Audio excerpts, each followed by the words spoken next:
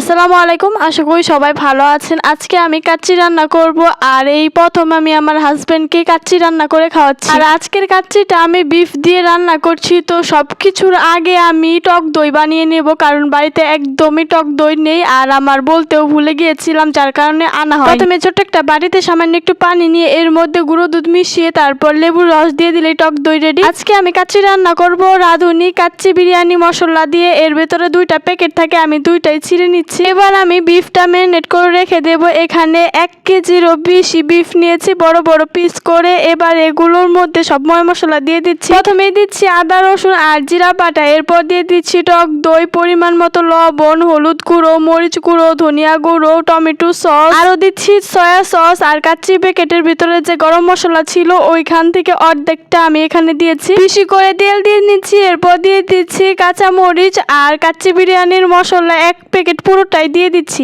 এরপর ভালো করে সব মশলা মাখিয়ে আমি আধা ঘন্টা রেস্টে রেখে দেব। মানে আমি কয়েকটা আলু বড় বড় পিস করে কেটে নিয়েছি, এগুলো ধুয়ে পরিষ্কার করে লবণ আর ফুড কালার দিয়ে মাখিয়ে নিয়েছি। কড়াইতে তেল গরম করে সামান্য একটু হলুদ দিয়ে আলুগুলো ভালোভাবে ভেজে নামিয়ে নিয়েছি। সেই কড়াইতে পেঁয়াজ কুচি দিয়ে সামান্য একটু লবণ দিয়ে ভালোভাবে ভেজে পেঁয়াজ বেরেস্তা করে নামিয়ে নিচ্ছি। এরপর বিফ ম্যারিনেট করে রেখে দিয়েছিলাম ওইটা চুলোয় দিয়ে দিচ্ছি, আর পেঁয়াজ বেরেস্তা থেকে অর্ধেক পেঁয়াজ আমি দিয়ে নিলাম বিফের মধ্যে। সামান্য একটু ঘি দিয়ে ভালোভাবে কষিয়ে এবার মাংসটা আমি কিছুক্ষণ রান্না করে নেব। এর মধ্যে আমি পরিমাণ মতো পানি দিয়ে মাংসটা পুরোপুরি সিদ্ধ করে নিয়েছি। আজকে আমি 1 প্যাকেট বাসমতি চাল দিয়ে কাচ্চি রান্না করব। চালগুলো আমি বের করে পানিতে ভিজিয়ে রেখে দিয়েছিলাম, তারপর ভালো মতো ধুয়ে পরিষ্কার করে নিয়েছি। মাংস রান্না করা হয়ে গেলে বড় একটি পাতিলে অনেকটা পানি দিয়ে এর মধ্যে কাচ্চি বিরিয়ানির যে গরম মশলা ছিল ওই প্যাকেটের অর্ধেকটা আমি দিয়ে দিচ্ছি। সাথে দিয়ে দিচ্ছি লবণ আর তেল। তারপর পানিটা যখন গরম হয়ে যাবে এরপর আমি ধুয়ে রাখা চালগুলো দিয়ে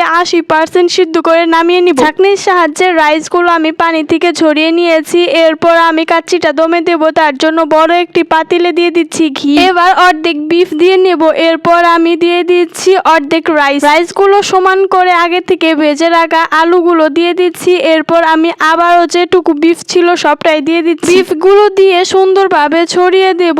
এরপর যে রাইসটা ছিল অর্ধেক সম্পূর্ণ রাইসটা দিয়ে এবার আমি সুন্দর করে ছড়িয়ে নিচ্ছি পাতিলের চারপাশে। রাইসগুলো সুন্দরভাবে ছড়িয়ে দিয়ে এর উপরে আমি এবার দিয়ে দিচ্ছি 7 পিস আলু বোকরা দিয়ে এর উপরে দিয়ে দিচ্ছি কিশমিশ। তারপর দিয়ে দিচ্ছি কয়েকটা কাঁচামরিচ, আর আমি আগে থেকে লিকুইড দুধের মধ্যে ফুড কালার মিশিয়ে নিয়েছিলাম সেইটাই উপর দিয়ে দিচ্ছি। লিকুইড দুধ দিয়ে এর উপরে সুন্দরভাবে সাজিয়ে দিচ্ছি পেঁয়াজ বেরেস্তা, যেটা আমি আগে থেকে ভেজে রেখে দিয়েছিলাম। আর হ্যাঁ, এর উপরে কিন্তু আমি 2 চামচ ঘিও দিয়েছিলাম। ঘি দেওয়ার কারণে সুন্দর একটি ফ্লেভার আসবে। এই তো আমার কাচ্চি দমে দেওয়ার জন্য সবকিছু রেডি। এবার আমি ঢাকনা দিয়ে ঢেকে, আগে থেকে ময়দা আমি সামান্য একটু পানি দিয়ে গুলিয়ে দিয়েছিলাম, এবার ঢাকনার চারপাশে লাগিয়ে দিচ্ছি। এবার আমি চুলাটা অন করে লো হিটে 1 ঘন্টা দমে দিয়ে নিব। 1 ঘন্টা পর চুলাটা অফ করে ঢাকনাটা তোলার সাথে সাথে সুন্দর একটি ফ্লেভার আসছে। আলহামদুলিল্লাহ, কাচ্চিটা পারফেক্ট ভাবে হয়েছে। চামচের সাহায্যে আমি সবটা মিশিয়ে নিচ্ছি। বাড়ির সবাই এই কাচ্চি খেয়ে অনেক প্রশংসা করেছে। তো ভিডিওটি এ পর্যন্ত। আল্লাহ হাফেজ।